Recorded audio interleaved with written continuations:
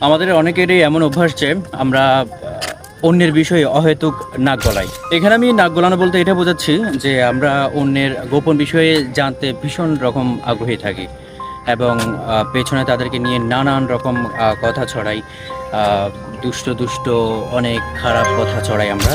আমাদের বর্তমান সমাজে এমন কিছু মানুষে ভরে গেছে যারা আপনার সামনাসামনি এলে ভূয়সী প্রশংসা করে আপনাকে ভাসিয়ে দেবে, কিন্তু পর্দার আড়ালে আপনাকে নিয়ে নানান রকম কথা বলবে।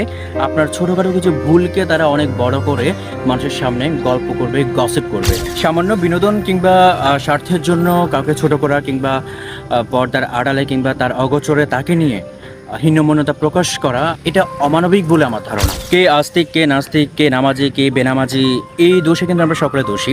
আপনি কোন আদর্শে বিশ্বাস করেন তাতে আমার কোনো কিছু যায় আসে না, যদি আপনি সে পেছনে বলা লোকদের মতো হয়ে থাকেন।